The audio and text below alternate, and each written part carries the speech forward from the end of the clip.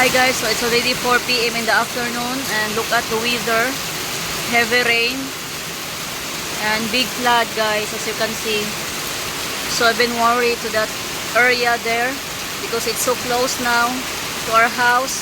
So we really need to cement it and put more rebar because it's very dangerous. It's not really safe over there. As you can see, the water is getting bigger.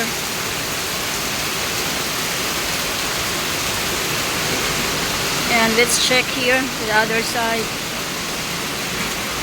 So our worker stops around 2 p.m. this afternoon because the weather is not really good.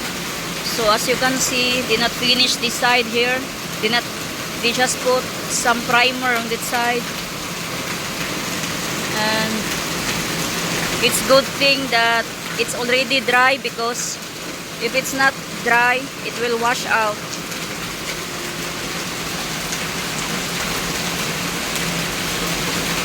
It really scared me, baby, every time it rains here. It was big floods. So that's our update for the weather for today at the mountains. Look at the flood, guys.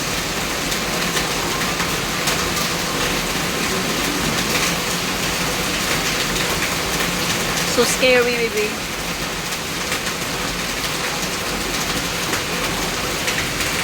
What are you drinking? Coffee. Are you feeling better now? A little bit. Little bit. Still no energy. No energy, still low bat. We don't have solar panel now, only the battery. Huh? So we already take out the panel, guys. As you can see, it's over here.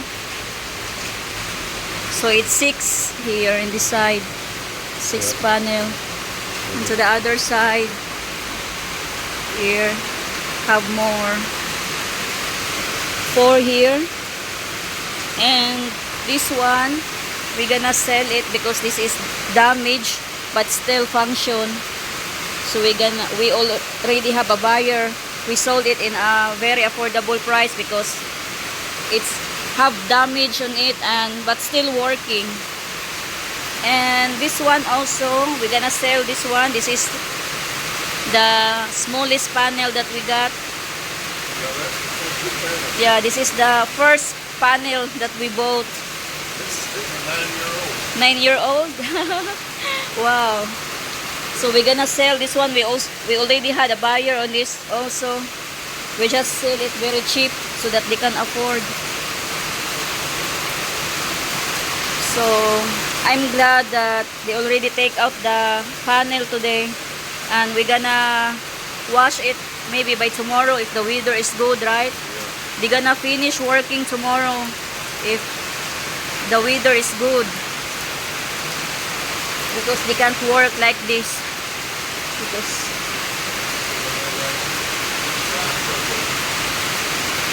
be careful, it's slippery, baby. Take your time.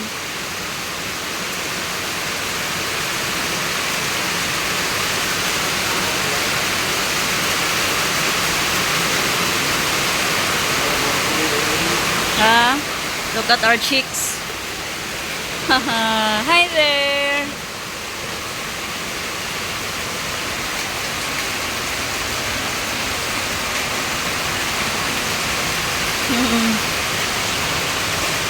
It's cute. It's the little chicks are. It's the little chicks. Yeah. It's getting bigger also, the shamu. Is she starting to lay eggs again? Yeah. Good. I think she have 10 eggs now, but she's not sitting on it yet.